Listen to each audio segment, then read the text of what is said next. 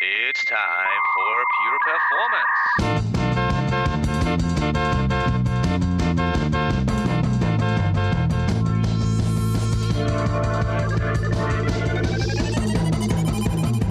Get your stopwatches ready. It's time for Pure Performance with Andy Grabner and Brian Wilson.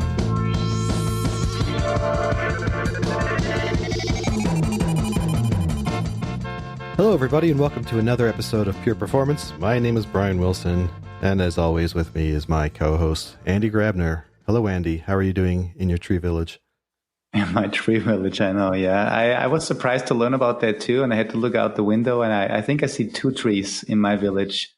But it seems your commander-in-chief knows better how Austria looks like. But yeah, I'm doing pretty well these days. And I'm also, and I'm not sure if the audience knows, but I have a new microphone, and hopefully not only the audio quality improves, but I also hope that the quality of the content at least stays the same. We'll see about that. How about you? Did you hit the content quality button on that mic? Oh yeah, see, that's the secret button at the bottom. Yeah, I'm doing pretty good. I'm getting over, just being overwhelmed by everything, but we're getting into some nicer weather. I think when we did the last podcast, we had been getting some snow. Now we're back up into some nice weather to carry us out through the fall before it actually gets cold. So things are going pretty okay, as much as they can in these fun and interesting times of 2020. But happy to be back podcasting. One thing we didn't do last time was thank our listeners for being patient as we had to do a couple of reruns while we filled up some guests. So just thanks everyone for being patient and sticking with us. And we're back into recording, and we have another great new topic today, Andy. Right? Exactly. So the two of us, we discussed early in the summer about what topics we should focus on. And I think you actually brought up that .NET is a technology we see a lot out there with the companies we work with. And then we remembered we had Philipp Lengauer, one of our engineers from Dynatrace, on the podcast. I think it was a year ago almost, where he talked about Java runtime, Java performance. And then you asked me, well, isn't there somebody equivalent to Philipp that can tell us more about .NET, but then particularly also from a monitoring perspective, how do we actually monitor .NET? What are the challenges out there? And that's why, without further ado, I want to introduce actually 2 guest speakers. And we're all sitting in the city of Linz, or at least probably, somewhere in the close vicinity. But we're not in the same room, thanks to COVID. But I want to first, introduce or let Georg Schausberger introduce himself before I hand it over to the second guest. But Georg, you should be with us, and maybe a quick intro to the audience, who you are and what you do. And Yeah, so hello everyone. This is also my first time recording a podcast, so hopefully everything goes well and is nice and interesting for you. Yeah, so my name is Georg Schausberger. I live in Linz in Austria. I'm a part of the .NET development team at Dynatrace. We are developing the code module which is responsible for taking out data from .NET applications in all kinds of applications, and that's pretty much what we are doing. And so a lot of things behind the scenes and reverse engineering of technologies and a lot of interesting stuff for us. Very cool. And then with you, I guess in a different room or in a different building or in a different place altogether, is Bernhard Ruebl. Now I try to pronounce your name in English, even though I should know how to pronounce it in German. But Bernhard, thanks for being with us. Thanks for having me. I'm so glad to be here. Well, my name is Bernhard Ruebl. That's the correct way to pronounce it. And I'm also a developer on the .NET team, working together with Georg on our code module. I've been at Dynatrace now for 5 years or so, and also live in Linz. And I'm happy to tell you stuff about .NET and .NET performance monitoring today. Please go on and ask us. Perfect. All right.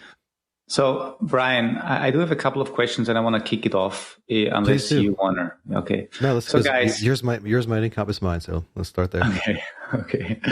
So I know there's a long history with .NET. At least when I remember when I got started back in .NET. I think I remember .NET 1.x, And I think a lot of things have changed also from a monitoring perspective. Georg, you mentioned that you do a lot of reverse engineering, and I probably want to focus more on the more recent developments in the .NET landscape.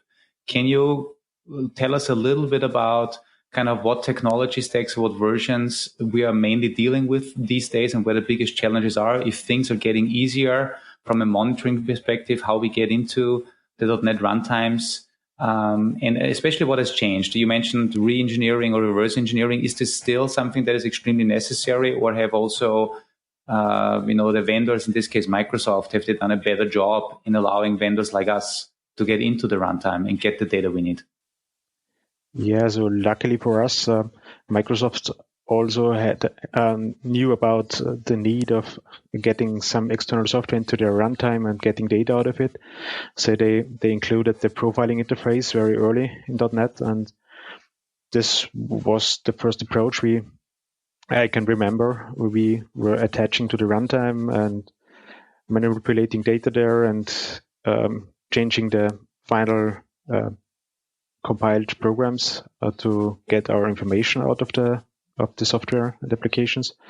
But since this is a very technical and complicated way to do things, but still needed to get into many things and details of applications, they build up new things to get easier into performance data.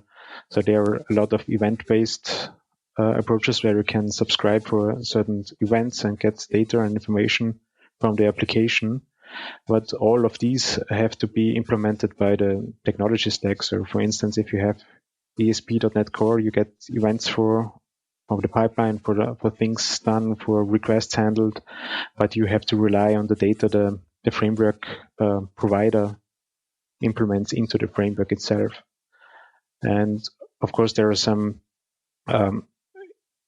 we are not at .NET 1 anymore, but we have .NET Core out since a while, and many of our customers and companies are going for .NET Core, which means not only Windows is used, but also Linux and various of architectures like ARM architectures coming up. And and you can't connect to every application runtime directly, since some of them are hosted in Azure, and so there's a broad range of different platforms and architectures where .NET is running, and so we can't rely on one of the methods, so we have to support many of them, and that's one of the challenges. So we have to keep up with all of them, and in the areas we can't do the old way, we have to find new ways to get into the application.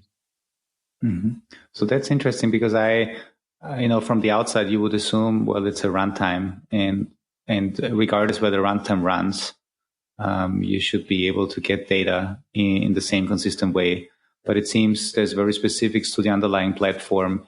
Is that because we are also running a lot of native code on that platform to be, to get the data that we need to do the type of instrumentation, or just to be faster and more performant and scalable? Is that why there is so many different, where we need to support the different platforms? It's not only about that. We need a native library to connect to the profiling interface, as it's called, from the runtime. And if you want to connect a profiler library to the runtime, you have to have access to the system. And for instance, if you have some predefined instances on Azure, it's difficult to install all that stuff there and set everything up. And recently they were introducing so-called preloaded runtimes. So you have already a running program in Azure, and you can't modify or connect any profiler in a running application so easily. So you're getting caught there. And the other side, the more easy things are, the runtime is built on a specific platform. So if it has to run on Linux, it's a Linux application, and you have to provide libraries for all platforms and architectures run there smoothly. And Andy, I wanted to ask one question because you touched upon it here, and maybe I'm getting a little ahead of things, but just briefly, I remember, Andy, when we talked a while back, when we first had our discussion about .NET Core, there was this concept that if you're running .NET Core on a Windows container, you can, or in a Windows, any kind of Windows-related system, you can still capture like your memory metrics and all the other supporting components. But when you were running it in Java, at least, access to those, the JV, or not, I don't want to say the JVM, but the heap and all that other information was not accessible, at least back then. And I'm just curious if there's an update. Has that changed at all, or is that still one of the challenges in monitoring .NET Core on like a Linux system?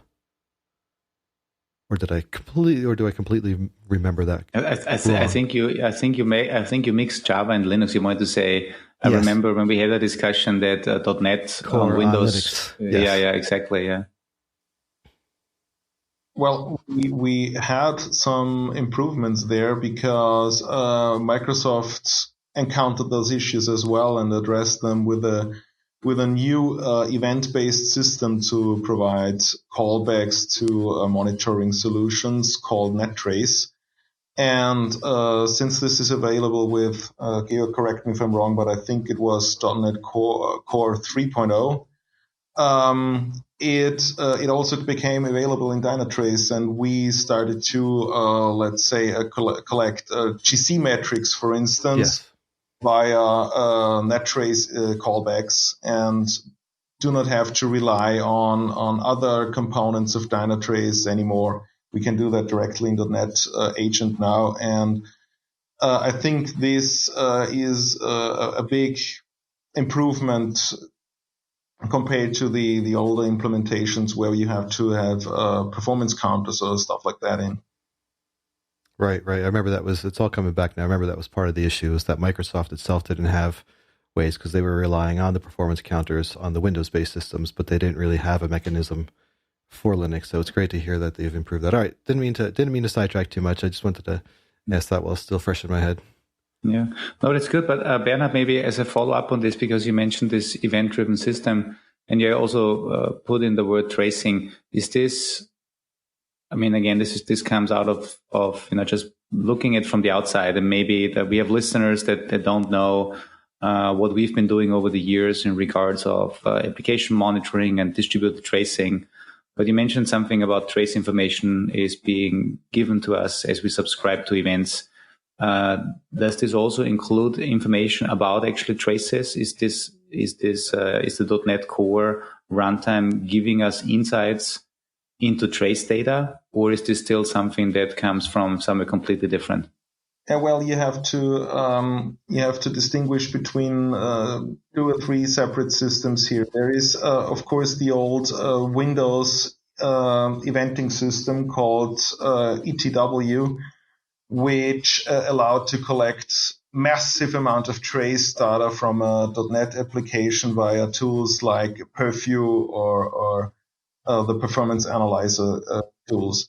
Now we are relying more specifically on tools that work within the process of the application itself. There is the Dynatrace format that works just for the application itself when it comes to the profiler callbacks I just mentioned. And there is another tooling that's called Diagnostic Source. That said, Diagnostic Source is the main source of information when it comes down to collecting trace data from third-party libraries like ASP.NET Core or gRPC or several other Microsoft libraries that already implemented the changes like Entity Framework, for example. And this is, of course, an interesting new opportunity where we can dock on to those technologies, and this is where we also can design what we call sensors to collect our data.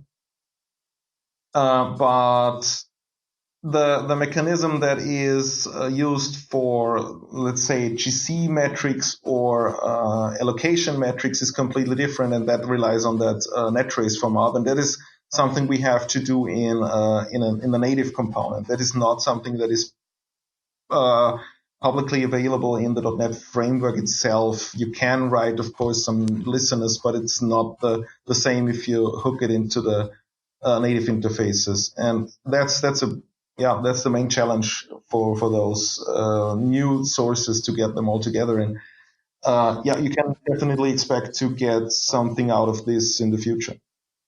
Mm-hmm. So if I can recap this, and if I understand this correctly, then you say a lot of libraries that come either with the core runtime or other popular libraries have already some pre-instrumentation built in that are then exposing data through these event channels like diagnostic source. And obviously that's great for us to pick up, for any tool vendor basically to pick up. But it also means that if you want to get this data, these libraries have to be pre-instrumented by whoever developed these libraries so that you actually get the data out. Yeah. You have to use the API from Microsoft that they provided, and you have to build that into your library. Yeah. Now, do you see what's the adoption of these libraries? Do you then the reason why I'm asking is because I know there's a lot of new tool vendors out there, both in the commercial and also in the open source space. Let's say where we have .NET monitoring now, and they're latching on these publicly available interfaces, assuming that most applications deliver some type of diagnostics and tracing data.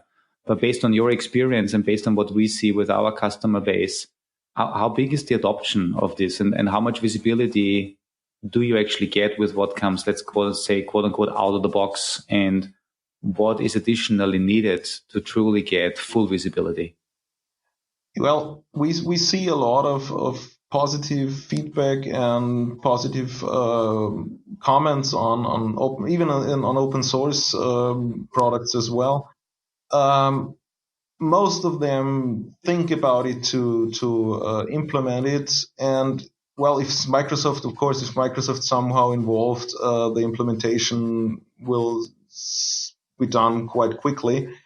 But what I also see is that some open source tools require an additional, let's say, a helper library or shim to just encapsulate the original library and add those tracing calls. And of course, if a customer wants to use that, he will have to use that additional library and not the original one. So I think the adoption will strongly depend whether or not the third-party vendors will integrate the support for diagnostic sources into their libraries. Yeah.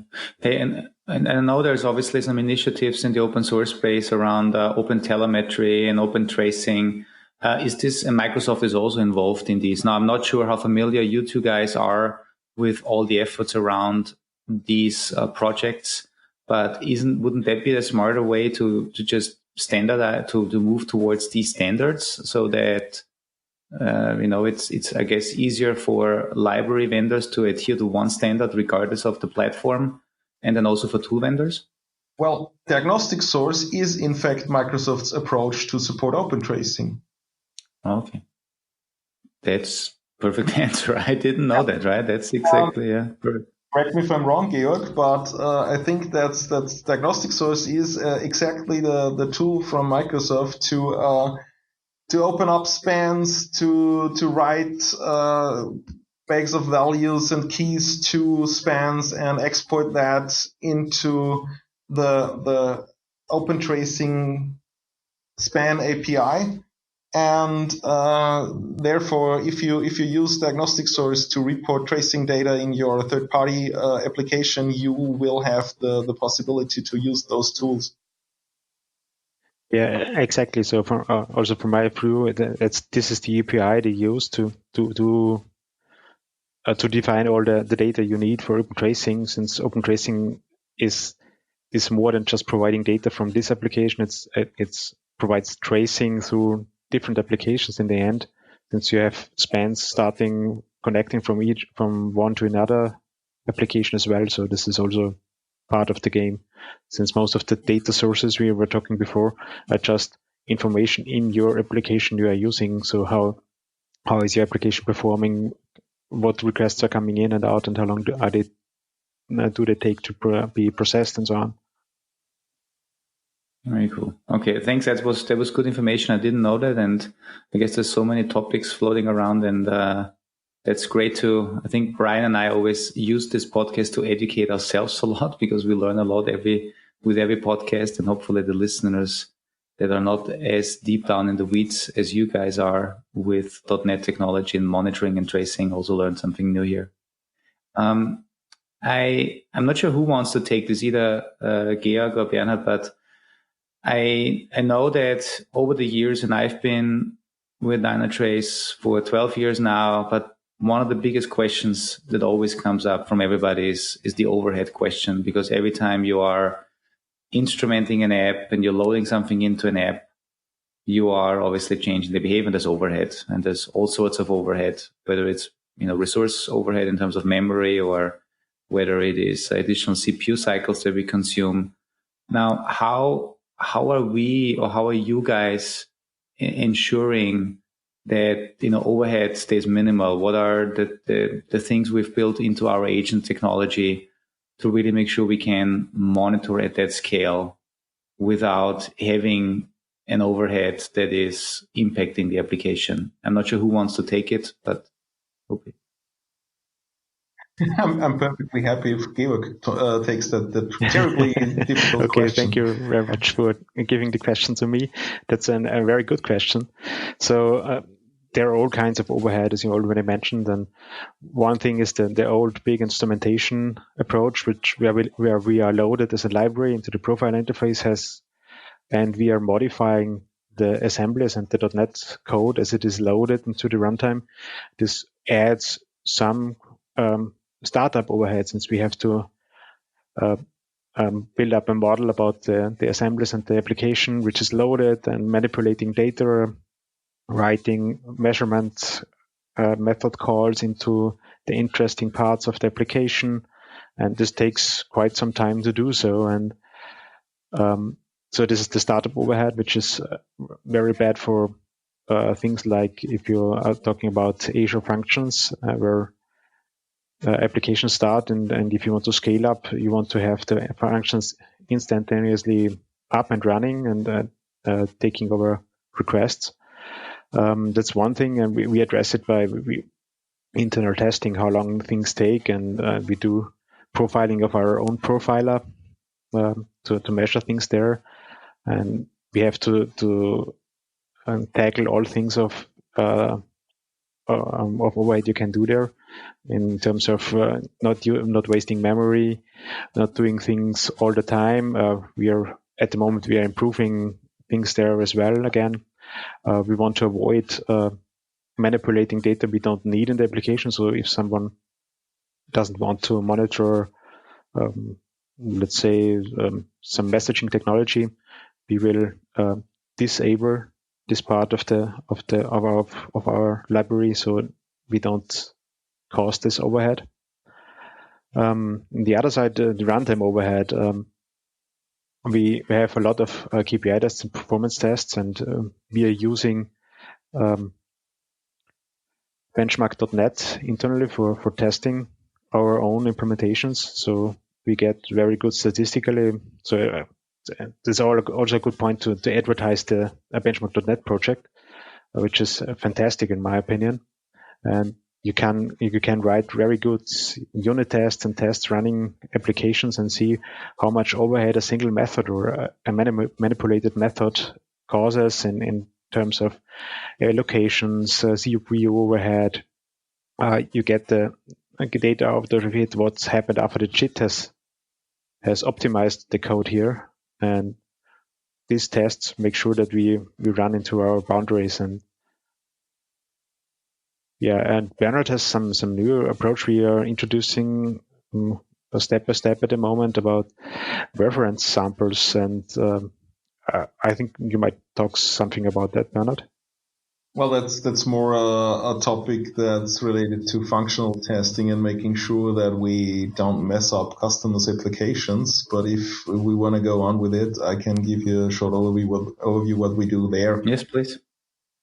One of the biggest challenges besides overhead is, of course, that we have lots and lots of different versions of third-party applications, so third-party libraries.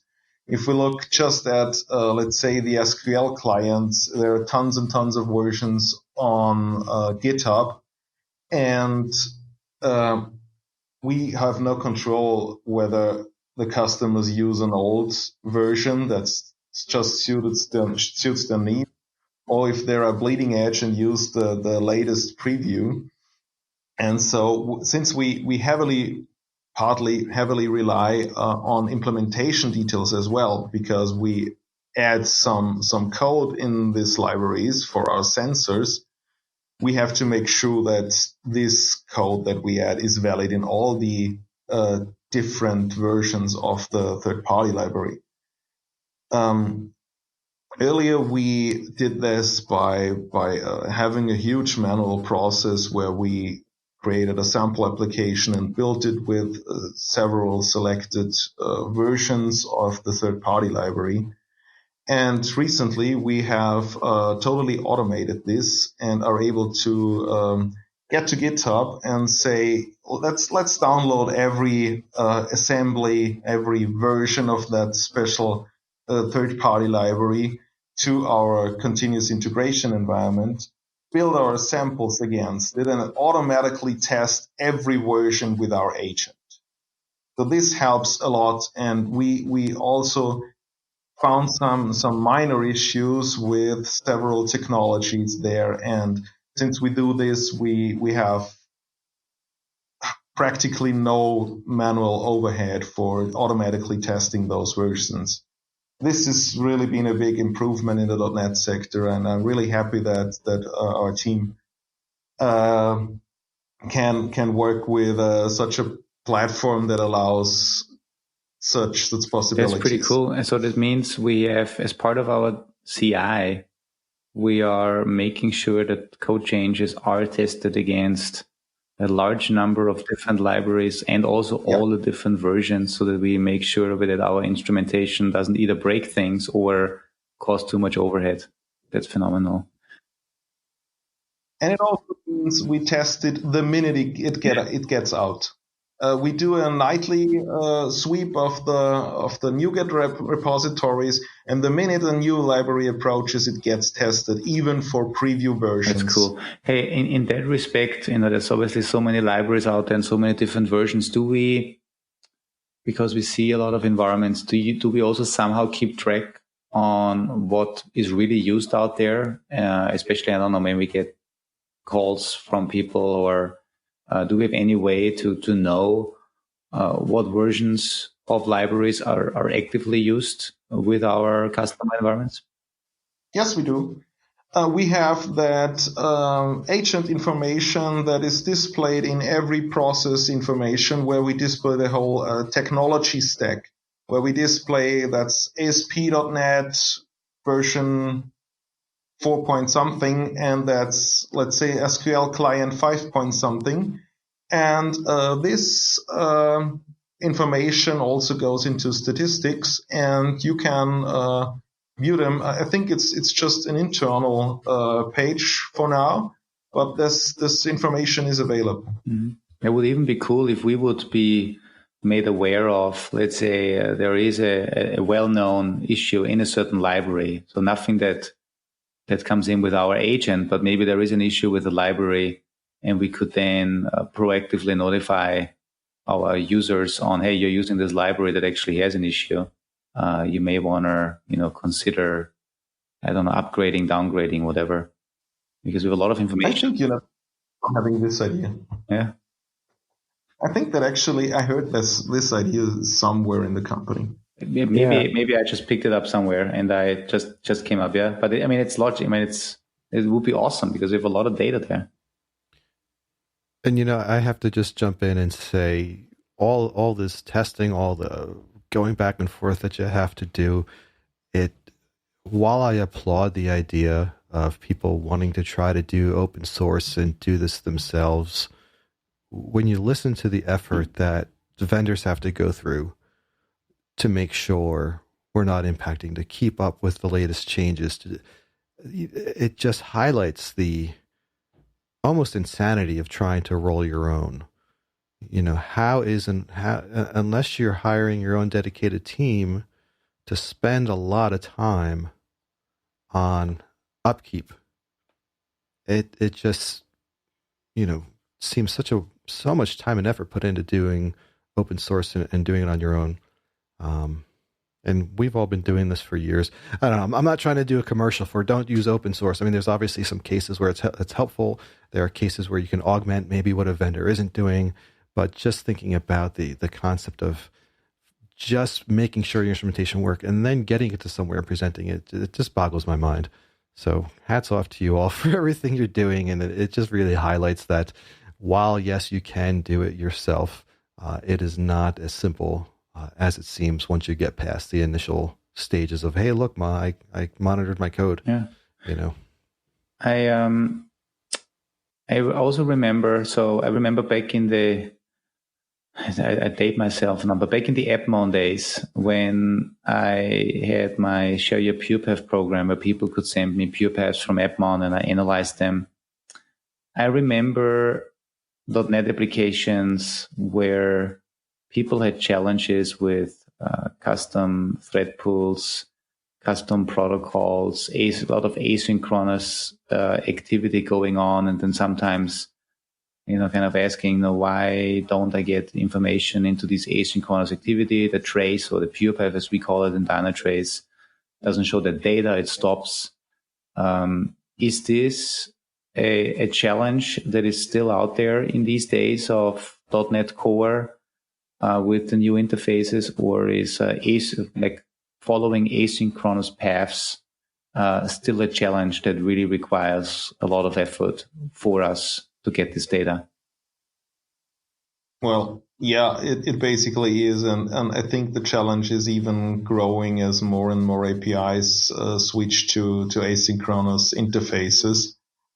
The main reason why it is a really big challenge for us is because we had to propagate that path information that we use for tracing a pure path from one task to each other. And back in the days of .NET 4.0, when the task object was introduced with TPL, and back in the days of .NET 4.5, when we finally advanced to async await syntax, we didn't have a concept of an async local. Async local, the class itself, has been introduced with .NET 4.6. And of course, it would be much easier to use async local for propagating asynchronous context. And in fact, if you look at the diagnostic source implementation, it just happens there that way. But since we had it back in .NET 4.0, we had to do our own implementation, purely based on instrumenting code. And that was quite a challenge.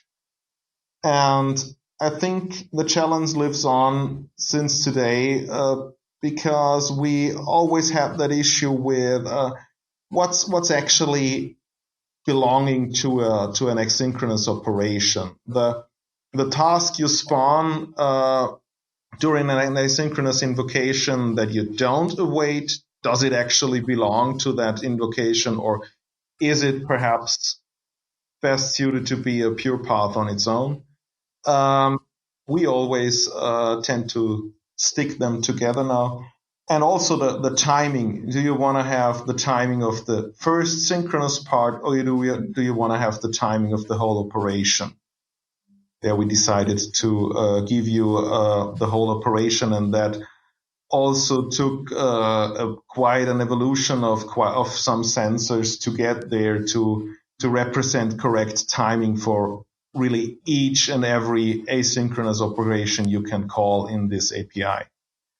And this, it went on until a few sprints ago, where we actually finished our support for asynchronous autosensor. So you're finally able to get asynchronous method hotspots and asynchronous background activity now. And this will be traced to the actual path where you start your asynchronous work. So yeah, it has been a challenge. It is, I think, an ongoing challenge, and we will tackle this topic a few times in the future as well, I think. Mm-hmm. Well, thanks for that. So especially in this asynchronous execution task topic, I think it's worth to mention that as one to monitor an application, you're more interested in the logical view, so to say, like you want to know how much time in total has been used for some asynchronous execution of a method. But the technical, the pure technical way, what is executed when and how much a thread is reused on other stuff and so on, is very complex and changing all the time while executing. And we have to somehow create a user understandable model and timing in the end, and not just show the technical perspective, what's really going on there. And that's also challenging. So because this can be quite complex and quite a lot of work. Sorry, I just wanted to mention a short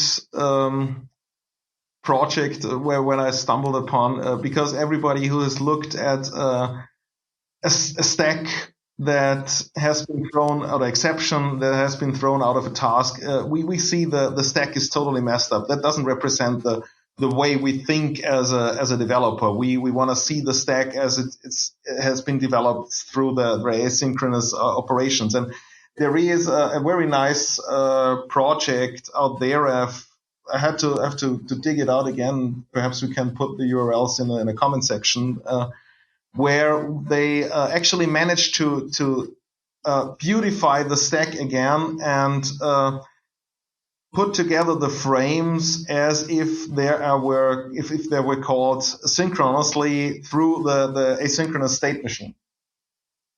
This is really awesome, and everybody who develops asynchronous applications, please take a look at those projects. These are awesome. Mm-hmm.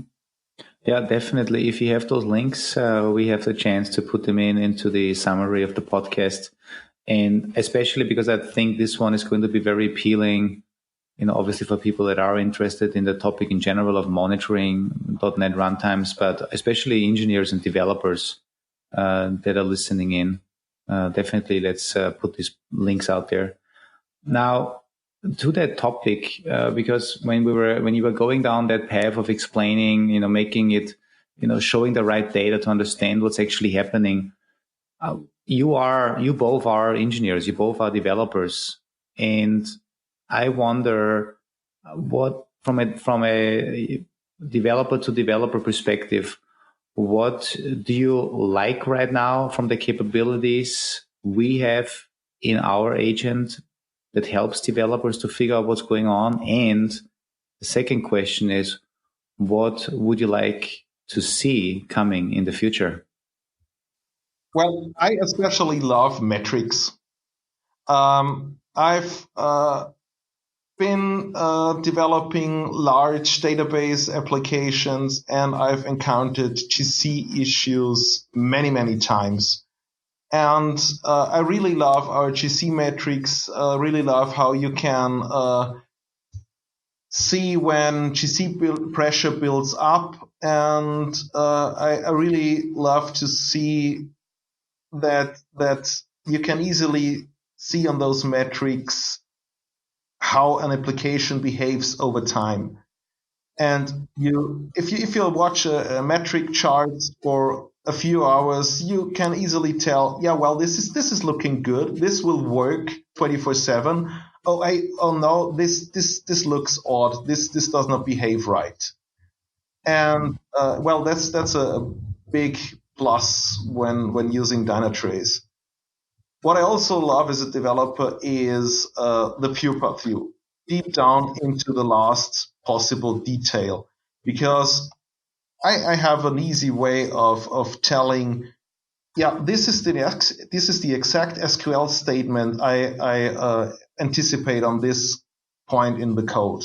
This is the exact queue name. Yeah, that's the right file, or that's the right MVC controller method that's been invoked in this call, and this gives me the opportunity to check if anything behaves strange, to check the detail on an application and see if everything is according to plan.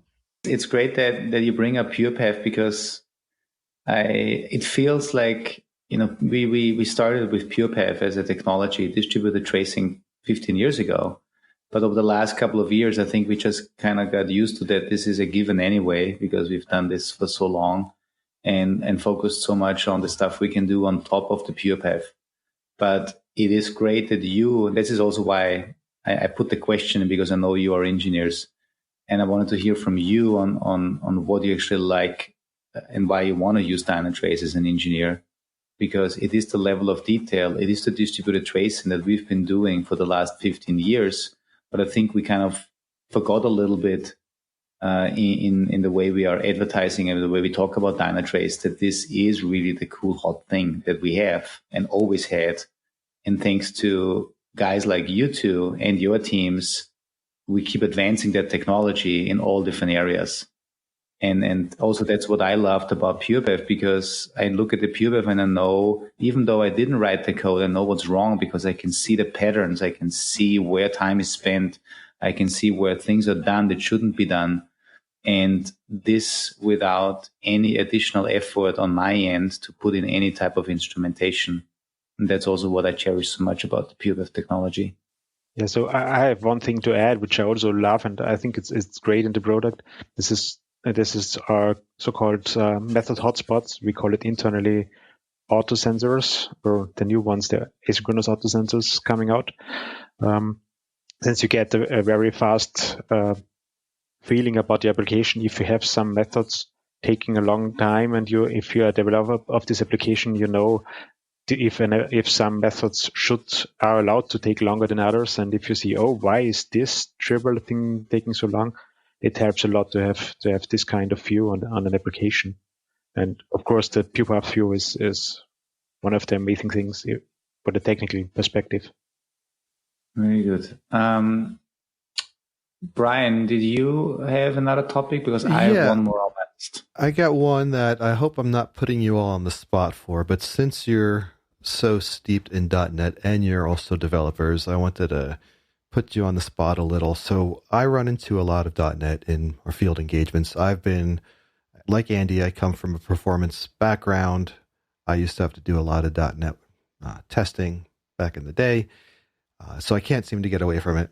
And the one thing that bothers me the most about any time I look at a .NET application and the performance issues, and I'm hoping you might have some insight on why this happens, the two areas that I see most performance problems coming from in a .NET application are either interactions with the database, typically, Microsoft SQL database, queries just randomly slowing down there, or it's time spent in IIS modules, especially something like Request Executor. And then when you go in, there's not much going on the code side behind it.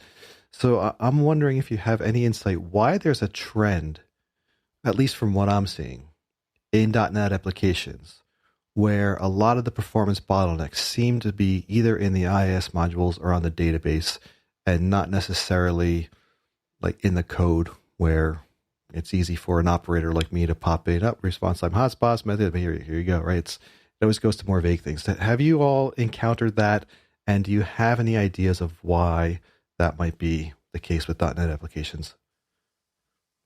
Well, I can try to answer the database question a little bit, at least from my perspective and what I've encountered. And, mostly it's connection management. It always comes down to connection management, and it sometimes comes down on GC pressure and spending a lot of time in GC with large object trees like models from Entity Framework or stuff like that. You can easily run into performance issue when you excessively use connection pools, and you can use connections from the connection pools. you can easily run into issues when you keep those connections open too long, and so the pool gets either exhausted or have to open connections again and again. And my ground rule for using databases is to keep the scope, to keep the time frame of using the database as short as possible, and to keep the interface as raw as possible. Well, Entity Framework and OR mappers are a really great tools, but for some use cases, you have to get down to SQL common or SQL connection, or even use the link to SQL features where you can access the database a little bit more on a raw interface. Thanks. So let me try to have some thoughts about the IIS modules and pipeline steps there showing up there.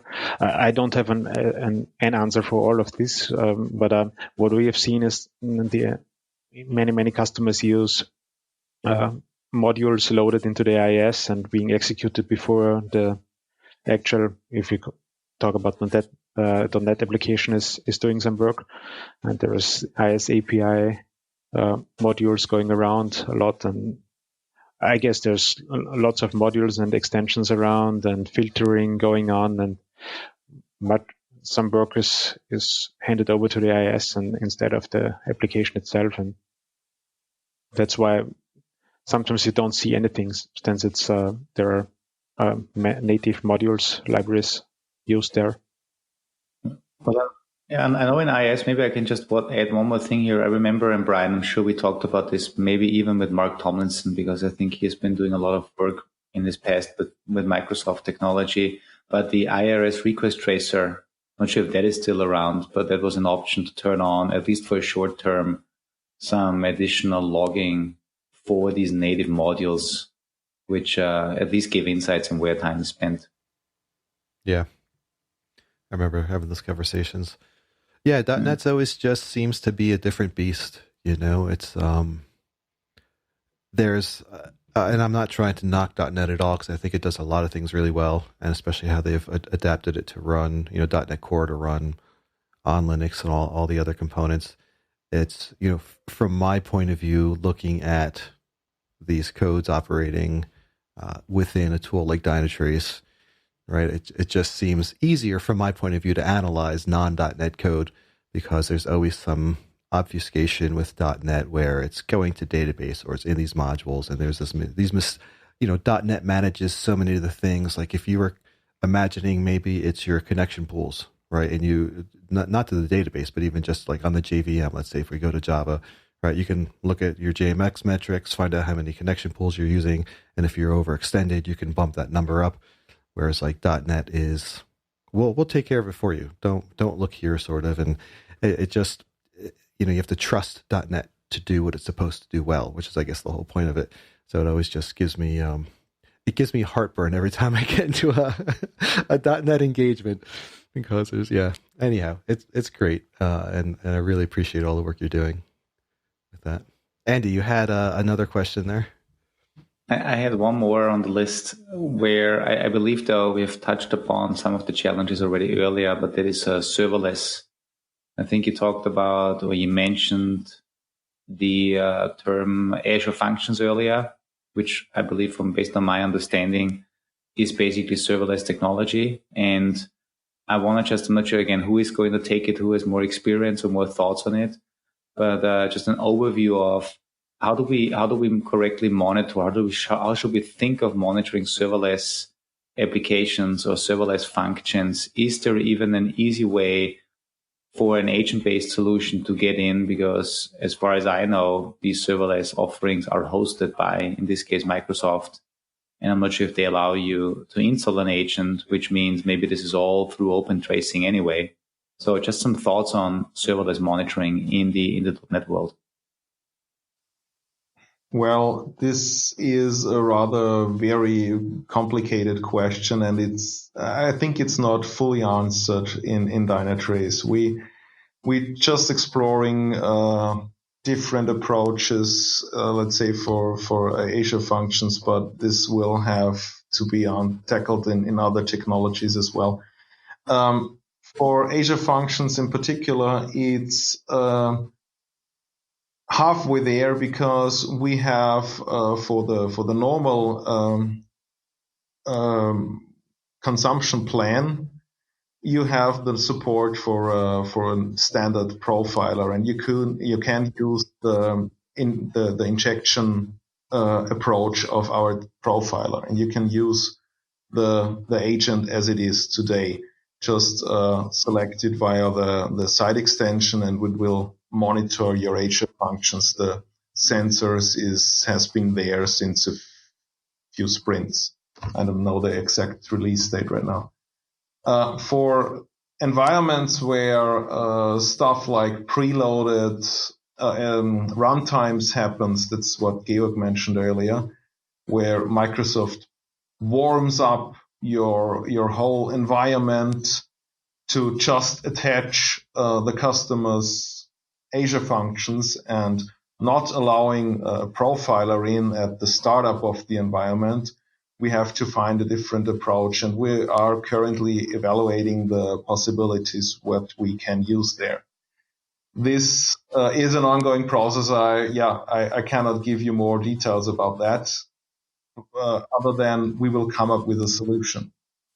So to say, we have several solutions in mind and several approaches, and all they have their pros and downs, but there will be coming something soon, I guess, but we will sort out the best solution for everyone. Perfect. Cool. Hey guys, coming to about 50 minutes in the show, I want to ask first Georg and then Bernhard to figure out, is there any topic or any last piece of wisdom that you want to kind of get out there in the wild, saying this is the most exciting thing that I have in this space, this is the thing that I would wish our users would know? Any final thoughts or any topic? Let's say something from the developer's perspective. So, developers always still tend to try to write very efficient source code, so that the code, we believe in our code that it's very efficiently executed. But as we know, and we've seen while reverse engineering and looking at the compiled IL code from a C# or .NET application, and having to do with JIT issues and things, many things are optimized by the JIT, so it's not worth to write complicated code to read again after some time, but most of the time it's optimized by the compiler and the JIT itself. So don't waste too much time and write clear code and try to apply clear programming patterns. So I think this is one of the best things you can do to easily identify performance issues afterwards and to avoid them at first place. Since complicated architecture and complex written code and optimized things are often hard to debug anyway then. I thanks for that. I think that's a great advice, because as you said, it's complicated enough, the architectures we're dealing with, but if somebody else needs to look at the code, or if you yourself have to look at your own code after months or years, it's very scary and very hard to get in. But if you are applying best practices and good coding practices, then it's going to be easier for everyone, especially because these runtimes have put in a lot of effort in making their JIT good and optimized. Very cool. Bernhard, anything from you? Well, I've had plenty of time to think about it, and I want to add one suggestion. Do not always use server GC mode. Server GC mode, especially on systems with a lot of memory, tend to eat up a lot of RAM and will only free it after a huge amount of time. And especially if it comes to, Dockerizing and microservices and running a lot of processes on one machine, on one big machine, that can easily lead to troubles. We have seen that a couple of times now with several customers, and they are up with very, very small services, all configured to use Server GC, that eat up gigabytes of RAMs because their host has, let's say, 200 gigs of RAM. So, and we ended up solving almost every issue just by switching back to desktop. That's awesome. Can I ask, is there a way, because it's something obviously I love to take these tidbits and then look for them and see if there's any indicators. Is there a way in Dynatrace to determine if it's server or desktop GC? Any of the meta information in there, I'd be able to find that out, or is that something that's under the hood that we couldn't necessarily see up at that level? I think it's in the process metrics. I don't know either. We show it in our internal logs since we detect it, and I'm not sure if it's put in the product itself. So really prominent. It's a good question, though, and just to touch on that, so if you're seeing very large heaps with large collections spaced out, it sounds like, because you're saying it'll build up a whole bunch and then after a long time do a big giant collection. So if you're seeing a pattern like that, that might be an indicator of being run in server mode. Is that how I understood it? Yeah. Okay. That's exactly the pattern you will see. Great. But maybe take this back to the product team, right? If we have this information and it's been, we've seen this several times, that this is an indicator of potential problems, maybe we should put this at least into the process overview. It would be awesome. Very cool. All right, Brian, Andy.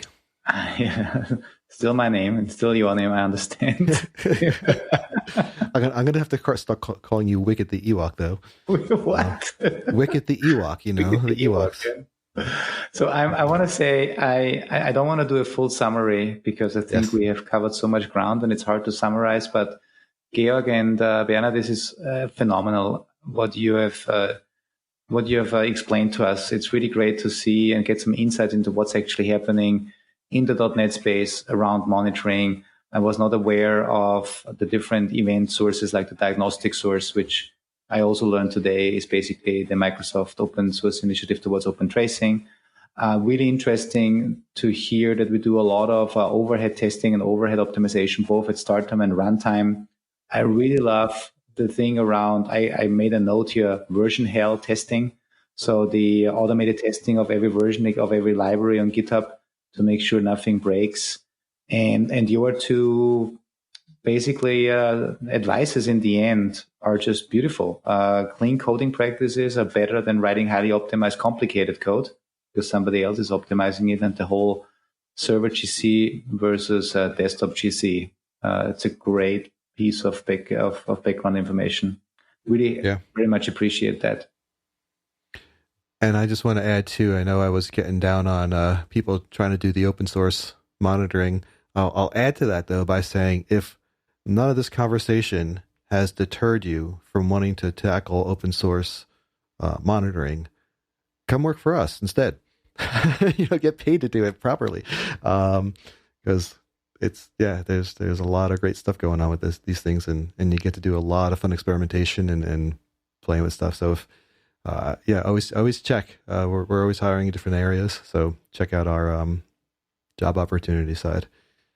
Georg and Bernhard, thank you so much for coming on today. Really appreciate you taking the time, especially with the time zone differences here.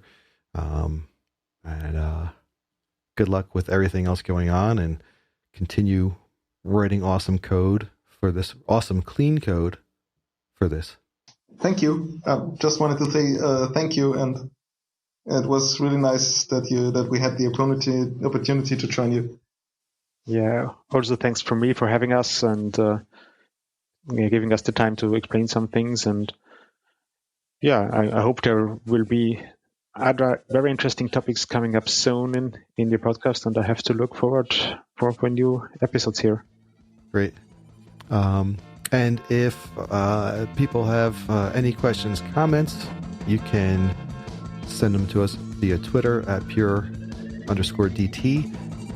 Do you all, Georg and Bernhard, are you on social media or LinkedIn that you're looking to put yourself out there at all, or do you remain quiet and underground? I'm on LinkedIn. So I'm on LinkedIn too, and I have also a Twitter account. So I think we should put the information in somewhere. Yep, we'll put that as well as those links.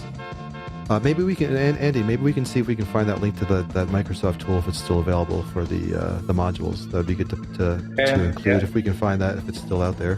Well, thank you everyone for listening, and we'll be back in 2 weeks. Have a great time and clean coding ahead.